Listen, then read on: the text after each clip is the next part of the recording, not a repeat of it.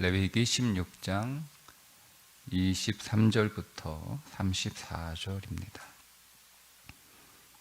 아론은 회막에 들어가서 지성소에 들어갈 때에 입었던 세마포 옷을 벗어 거기 두고 거룩한 곳에서 물로 그의 몸을 씻고 자기 옷을 입고 나와서 자기의 번제와 백성의 번제를 드려 자기와 백성을 위하여 속죄하고 속죄 제물의 기름을 제단에서 불사를 것이요 염소를 아사셀에게 보낸 자는 그의 옷을 빨고 물로 그의 몸을 씻은 후에 진영에 들어갈 것이며 속죄제 수송아지와 속죄제 염소의 피를 성소로 들여다가 속죄하였은즉 그 가죽과 고기와 똥을 밖으로 내다가 불사를 것이요 불사른 자는 그의 옷을 빨고 물로 그의 몸을 씻은 후에 진영에 들어갈지니라. 너희는 영원히 이 규례를 지킬지니라. 일곱째 달 곧 그 달 10일에 너희는 스스로 괴롭게 하고 아무 일도 하지 말되 본토인이든지 너희 중에 거류하는 거류민이든지 그리하라. 이날에 너희를 위하여 속죄하여 너희를 정결하게 하리니 너희의 모든 죄에서 너희가 여호와 앞에 정결하리라. 이는 너희에게 안식일 중에 안식일인즉 너희는 스스로 괴롭게 할지니 영원히 지킬 규례라. 기름 부음을 받고 위임되어 자기의 아버지를 대신하여 제사장의 직분을 행하는 제사장은 속죄하되 세마포 옷 곧 거룩한 옷을 입고 지성소를 속죄하며 회막과 제단을 속죄하고 또 제사장들과 백성의 회중을 위하여 속죄할지니 이는 너희가 영원히 지킬 규례라. 이스라엘 자손의 모든 죄를 위하여 1년에 한 번 속죄할 것이니라. 아론이 여호와께서 모세에게 명령하신 대로 행하니라. 아멘. 대속죄일 제사규례 계속 이어지고 있는데 지성소에 들어간 아론은 그 지성소에서 나올 때 그 지성소에 들어가서 입었던 세마포 옷을 벗어 두고 거룩한 곳에서, 그러니까 성막 본체 밖에 나와 있는 어떤 장소인 것 같아요. 그 거룩한 곳에서 물로 그의 몸을 씻고 자기 옷을 입고 나와서 자기의 번제와 백성의 번제를 드립니다. 그러니까 대속죄 제사를 드리고 난 뒤에, 그러니까 대속제사를 드리게 되면 대제사장은 피를 가지고 지성소까지 들어가서 그 시은자 위에 그 피를 뿌리고 나오면 온 백성들의 죄가 속해진 거예요. 그리고 나오면 이제 지성소에 들어가서 들어갈 때 입었던 옷을 벗고 몸을 다 이렇게 씻고 그리고 이제 그 번제를 드립니다. 근데 이 번제를 드릴 때 이 번제를 드리는 이유가 뒤에 이어지는 말씀에 나오고 있는데 24절에 보면 자기의 번제와 백성의 번제를 드리는데 자기와 백성을 위하여 속죄하고, 그러니까 죄를 속죄하기 위해서 번제를 드리는 거예요. 이상하죠? 방금 대속죄 제사를 드렸어요. 방금. 그리고 피를 뿌리고 나왔어요. 그리고 번제를 드리는데 이 번제의 목적은 자기와 백성을 속죄하기 위해서다. 이렇게 나오고 있어요. 물론 속죄 제사, 제사 형식은 속죄 제사, 번제하고 제사의 종류는 다른데 그 번제의 성격은 또 속죄의 의미를 담고 있다. 이렇게 말씀하고 있잖아요. 분명히 앞에서 속죄제사를 드렸는데 또 속죄를 위한 번제를 드려라 라고 하는 말씀이 왜 그런가 이제 우리가 좀 이해하기가 곤란한 부분입니다. 여기서 번제는 상번제예요. 상번제. 지금 매일 아침 저녁으로 드리는 번제입니다. 그러니까 그러니까 이스라엘 백성들은 광야에서 매일 아침 저녁 항상 그래서 상번제라고 해요. 항상 상자를 써서 항상 번제를 드렸다. 그러니까 아침 번제, 저녁 번제 이렇게 해서 드렸습니다. 그러니까 항상 번제를 드리는 거예요.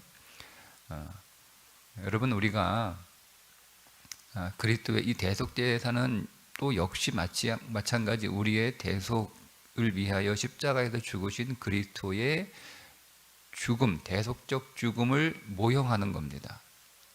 자, 우리가 십자가에서 그리스도로 말미암아 그리스도와 함께 또 그리스도 안에서 그리스도가 죽으심으로 나도 죽고 그리스도의 모든 대속적 죽음이 또 나에게 또 그대로 적용이 돼서 나도 십자가에서 모든 죄를 다 사함받았어요. 내가 구속을 받아 죄와 사망에서 구원을 얻었습니다. 자, 네, 그럼 그것으로 끝이냐? 아니죠. 예수님께서 6월절 마지막 만찬 때 제자들의 발을 씻겨주신 것처럼 우리는 계속 오늘 우리의 죄를 씻는 믿음의 고백과 감사와 찬송이 있어야 되는 거예요.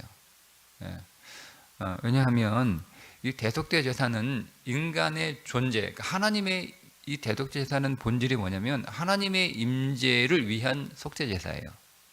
그러니까 백성 전체 이 속죄 제사와 대속 제사의 차이가 뭐냐면 대속 제사는 하나님의 임재를 위한 속죄 제사. 그다음에 속죄 제사는 일반 속죄 제사는 백성이 어떤 개별적인 죄를 범죄했을 때 혹은 번제와 다른 화목제를 드리기 전에 자기 안에 있는 죄가 있으니까 그 죄를 먼저 해결하고 그다음 번제를 드리고 아니면 내 개별적인 죄 때문에 그런 죄란 말이에요. 근데 다른 거죠. 그러니까 하나님의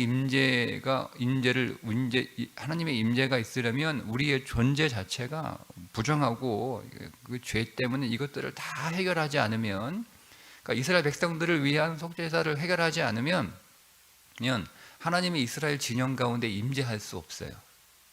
그래서 1년에 한 번 7월 10일 날 대속죄 제사를 드린단 말이에요. 그러면 하나님이 계속 이스라엘의 진 안에 하나님이 계속 그들과 함께 하시고 그들 가운데 임재해 주시고 그들을 인도해 가시는 거예요. 그게 대속죄 제사예요. 자, 그리고 번제를 드리고 잠깐 그 사이지만 내 죄로 그 잠깐 사이에 어떤 죄가 일어날 가능성이 항상 있는 거예요. 그 잠깐 사이에 속죄제를 드리고 나와서 옷 벗고 몸을 깨끗이 씻고 번제를 위하여 가는 그 사이에도 인간은 범죄할 수 있다는 거예요. 자, 그렇게 되면 범죄한 인간이 성물을 만지게 되면 성막 안에는 이 성막 기구들이 부정하게 되니까 번제를 드리는 거예요. 그래서 속죄하는 거죠. 그 잠깐 사이에 여러분 그런 것처럼 우리는 이 땅을 살아가면서 매일 그리스도가 우리의 발을 씻겨주신 것처럼 매일 어떻게 우리 하나님 앞에 우리의 죄를 확인하고 그리고 그 죄를 다시 그리스도의 피로 다시 씻고, 그러니까 이거는 두 번 그런 의미가, 예수님을 두 번 십자가에 못 박는 그런 의미가 아니고요. 그러니까 이런 의미로 예수님이 오늘 우리의 발을 씻겨주신 것처럼 계속 오늘 우리가 그리스도의 피가 계속 우리 안에 흐르고 있어서 계속 내 죄를 씻고 있다라고 하는 것을 확인하는 거예요. 그걸 확인할 때 우리는 감사하게 되고 찬송하게 되고, 우리가 그걸 확인할 때 내가 더 정결하게 그리스도 안에서 내가 더 정결하게 있어야 그리스도가 내 안에서 더 일하시고 나를 그분의 도구로 사용하신다. 이게 이런 인식이 우리 안에 생기는 거지. 그런 게 없으면 우리는 내가 십자가에서 다 구원받았고 내 죄가 다 끝났는데, 그래서 죄에 대해 무감각하게 살아가게 되면 어제 말씀드린 것처럼 주님이 오늘 우리 쓰려고 하면 분명히 깨끗한 그릇을 사용한다고 그러셨어요. 근데 쓰려고 하니까 더러워. 그러니까 씻어요. 그리고 좀 쓰다가 또 더러워지는 거예요. 그럼 또 씻어. 그러니까 계속 우리 씻기만 하시는 거예요. 우리 사용하셔야 되는데. 그래서 우리는 항상 아침 저녁으로 하나님 앞에 상번제에 그런 뭐 그거를 우리는 그런 그 신앙의 의미를 다 가져와야 되잖아요. 아침에 말씀으로 하루를 시작해서 그 말씀 안에서 그 진리로 오늘 우리를 씻고 또 하루 종일 이 땅에 살아가지만 우리는 세상에서 살아가잖아요. 자, 오늘 보면 아사셀을 데리고 광야로 갔던 사람이 들어올 때 그의 옷을 빨고 물로 그의 몸을 씻습니다. 그래야 진영 안으로 들어옵니다. 그리고 속죄 제사를 그 속죄제 그 수송아지와 속죄제 염소의 피를 가지고 성소에 들어가고 그 나머지 가죽, 고기, 똥은 다 밖에다가 가져가서 불사르고 그 불지른 사람은 똑같이 그의 옷을 빨고 그의 몸을 씻은 후에 진영 안으로 들어옵니다. 왜 그렇죠? 왜 그렇죠? 진영 밖으로 나갔기 때문에 그렇습니다. 진영 밖으로 나갔기 때문에 진영 안으로 들어올 때는 다시 옷도 빨고 몸도 씻어야 되는 거예요. 우리가 물론 이것을 또 이분법적으로 뭐 성과 속 이렇게 세상과 교회 뭐 이렇게 우리가 구분할 필요는 없지만, 왜냐하면 지금은 그런 구분이 없어요. 없지만 그래도 우리 의미적으로 우리가 세상에서 여기서 막 교회 안에서 항상 말씀 안에 있고 기도 안에 있고 예배 안에 있고 찬송 안에 있는 거하고 세상에서 막 세상 뉴스 듣고 세상 사람들을 만나고 세상 말 듣고 그렇게 이렇게 살아가는 거잖아요. 물론 거기에도 하나님의 임재가 계시지만, 그러니까 의미적으로 우리가 그 세상에서 하루 종일 살아가다가 우리 안에 세상에 있는 여러 가지 그 먼지들로 우리가 오염됐단 말이에요. 거기서 들었던 말, 거기서 보았던 거, 또 거기서 우리가 접촉했던 거, 이런 것들 다. 그러니까 우리 저녁에 들어올 때 또 다시 말씀 안에서 다시 깨끗하게 씻고 진영 안으로 들어오는 거죠. 이게 우리 안에 항상 있어야 된다고 말씀하고 있는 거예요. 항상. 그러니까 죄에 관하여 우리는 계속 죄책감, 정죄에 빠져서는 안 돼요. 그것을 죄에 대하여 무감각하다라고 생각하시면 큰일 나는 거예요. 우리는 정죄함, 즉 죄책에 빠지지는 않지만 항상 죄에 대하여 경계하고 죄를 멀리하고, 또 우리 가운데 죄가 죄로 오염됐으면 그것을 다시 우리 안에서 흐르는 그리스도의 그 보혈로 계속 씻어내고 감사하고 계속 우리가 정결한 상태로 계속 유지하는 거. 여러분 이거를 여러분 잘 하셔야 됩니다. 잘 하셔야 합니다. 그러니까 어떤 사람은 계속 자기 정죄에 빠져가지고 죄책감에 빠져가지고 자기를 계속 정죄하는 사람, 여러분 그것이 결코 양심적이지 않다. 우리는 양심적인 삶을 살아가려고 하는 거예요. 계속 양심을 바라보지 마시고 여러분 안에 계신 그리스도를 바라보세요. 양심을 의존하지 마세요. 그리스도를 의존하세요. 그러니 우리는 결코 정죄함이 없나니, 그죠? 모든 죄와 사망에서 생명의 성령의 법이 우리를 해방했다. 여러분 이거를 계속 우리는 자, 근데 어떤 사람은 이거를 오해해서 죄에 대하여 무감각한 삶을 살아요. 또 이것도 정죄함 하는 것과 마찬가지로 똑같은 심각함이에요. 우리는 정죄함은 없어요. 스스로 죄의 책에 빠져가지고 스스로를 정죄하는 그 양심에 양심에 묶여 사는, 양심에 갇혀 사는 그런 인생은 살지 않아요. 그렇다고 해서 우리가 죄에 대하여 전혀 무감각하냐? 그렇지도 않아요. 죄에 대하여 굉장히 예민해요. 죄에 대하여 예민하지만 정죄에 빠지지 않아요. 여러분 이거를 잘 균형으로 유지하셔야 여러분들이 하나님 앞에 쓰임 받습니다.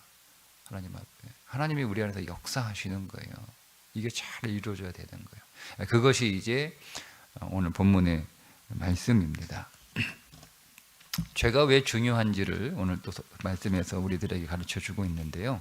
29절에 보면 너희는 영원히 이 규례를 지킬지, 영원히 지키라는 거예요.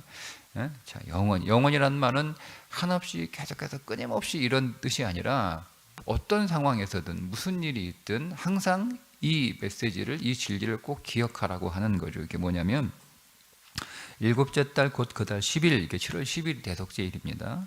자, 그날은 두 가지 하는 거예요. 첫째, 스스로 괴롭게 하라. 이게 금식하라는 뜻이에요. 두 번째, 아무 일도 하지 마라. 안식하라는 뜻이에요. 대속죄일은 항상 안식일입니다.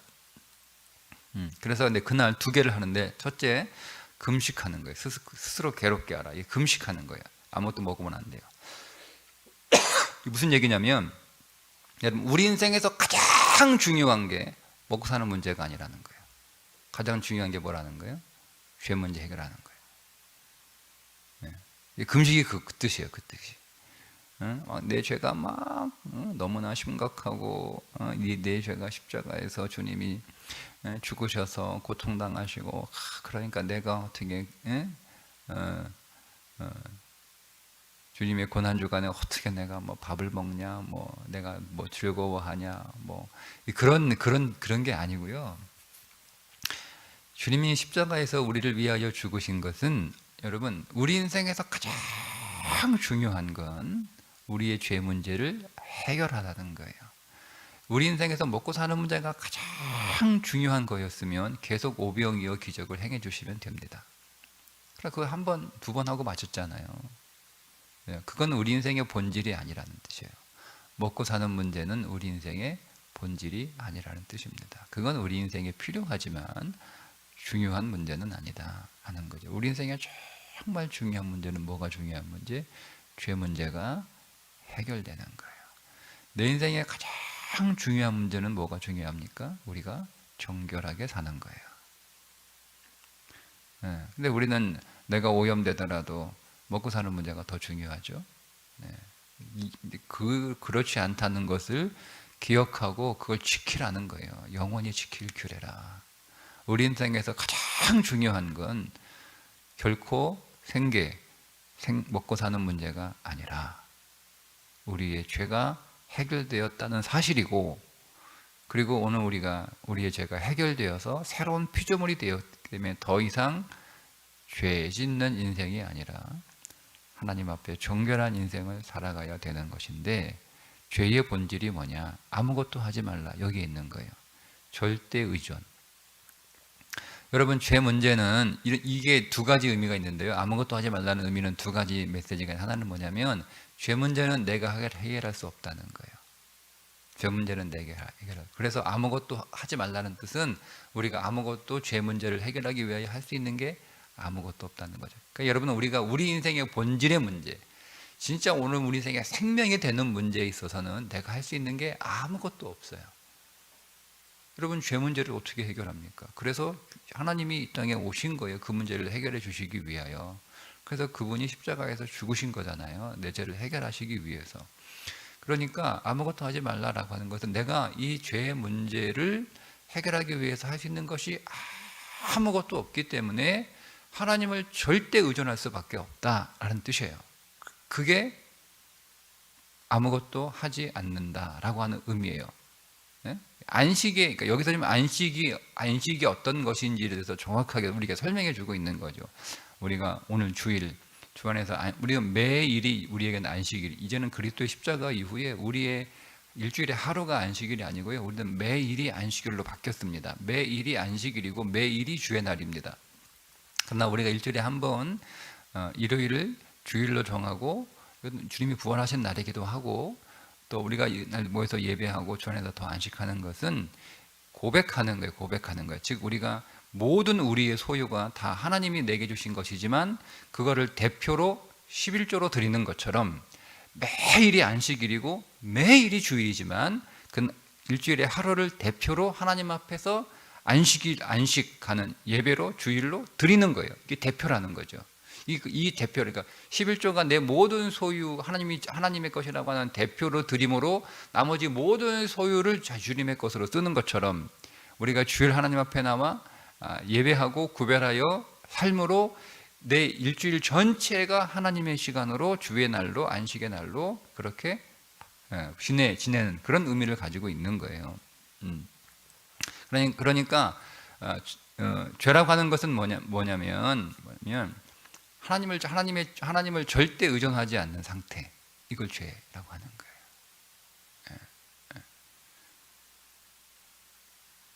그게 아무것도 하지 말라는 뜻이에요. 첫 번째. 하나님을 절대 의존해야 우리의 죄 문제가 해결된다라고 하는 첫 번째 의미. 그리고 죄라고 하는 것은 내가 스스로 내 인생을 내 힘으로 살아가는 것을 죄라고 하거든요. 그러니까 우리가 이날 하나님 앞에 아무것도 하지 않음으로 인하여 고백하는 거죠. 내 인생은 할 수 있는 것이, 나를 위하여 내가 할 수 있는 것이 아무것도 없으니 내가 하나님을 절대 의존하고, 내가 하나님을 절대 신뢰하고, 내가 하나님만 절대적으로 바라보아 주님께서 내 인생 안에서 일하심을 내가 믿음으로 기다리며 바라보며 기대하는 삶을 살아갑니다. 그래서 아무것도 하지 말라라고 하는 말씀의 의미가 있는 거예요. 그래서 스스로 괴롭게 하고 아무것도 하지 마라, 이렇게 말씀을 하셨습니다. 자, 오늘 우리가 주일 예배 드립니다. 같은 의미 있는 거예요. 오늘 내가 주일 예배 하는 거예요. 우리에겐 고백이 있어요. 첫째, 내 인생에 가장 중요한 건 하나님 먹고 사는 문제가 아니라 내 죄가 해결되는 문제. 그 가장 중요한 문제가 해결됐으니 하나님 앞에 감사하고 찬송하고. 첫 번째. 그리고 뿐만 아니라 한 주간 내가 세상에서 많이 오염됐고 많이 부정해졌잖아요. 그러니까 하나님, 내가 저 앞에 나와 오늘도 하나님 앞에 나의 모든 허물과 죄를 다시 한번 그리스도의 은혜의 구속의 피로 다시 깨끗이 씻어 내가 정결하게 되는 시간. 세 번째, 하나님, 인생에서 내가 할 수 있는 것은 아무것도 없으니까 오직 내가 주님만 의지하고 주님만 바라보고 주님만 신뢰하고 주님만 붙잡습니다 라고 하는 고백. 이 고백을 통해서 또 한 주간 내모로 살지 않고 하나님께서 내 안에서 일하시는 것을 기대하며 그 주님의 일하심에 내가 붙들려 내가 참여하는.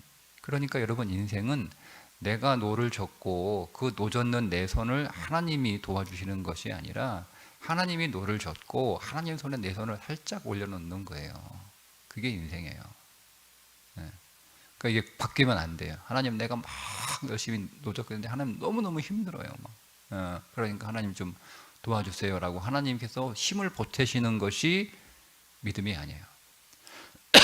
하나님이 노 젓고 계시고 하나님이 젓고 계시고 하는 거예요. 그러니까 하나님이 일하시죠. 방향도 하나님이 정하시죠. 그죠?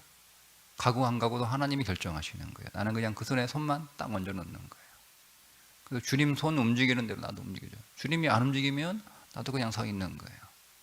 주님이 왼팔만 움직이면 나도 왼팔만 움직이는 거예요. 주님이 오른팔을 저으면 나도 오른팔 젓는 거예요. 이게 믿음이에요. 근데 우리는 믿음을 어떻게 생각하는 거예요? 내가 막 젓는 거 내가 젓는 거예요. 야, 그거 좀 쉬어라. 아직 지금 가면 안 된다. 가야 돼요. 좀 쉬라니까 가면 안 돼. 좀 쉬어라. 가야 된다는. 가죠. 가다가 이제 침몰하는 거예요. 야, 오른쪽으로 가야 된다. 그러니까 왼쪽으로 막 저어야 되는 거예요. 아니요, 왼쪽 가야 돼. 그러니까 딱 오른쪽 저어요. 그러다가 엉뚱한 방향으로 가는 거예요. 그러니까 주님은 오른쪽이라 말씀하시는데 나는 왼쪽 가야 된다고 막 오른쪽 막 휘젓고 왜 안 도와주냐고 막 좀 도와달라고. 그걸 믿음이라고 생각하시면 안 됩니다. 주님이 내 인생의 배를 주님이 선장되셔서 운행하시는 거예요.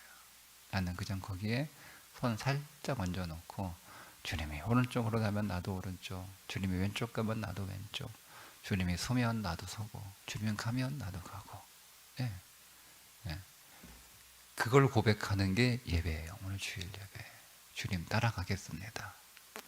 주님 순종하겠습니다. 주님 인도해 주옵소서. 인도해 주. 그게 인도해 주옵소서가 내가 주님 따라가겠다는 이야기지. 인도해 주옵소서가 주님이 내 보디가드 돼가지고 내가 가는데 좀 날 잘 붙어가지고 나를 지켜주세요. 이게 아니에요, 여러분. 주님 따라가는 게 내가 보호받는 것인 줄 믿습니다. 네, 주님 가는 대로 순종하는 것이 내가 나를 지키는 것인 줄 믿습니다. 이 고백으로 오늘 예배할 수 있기를 주님의 이름으로 축복합니다.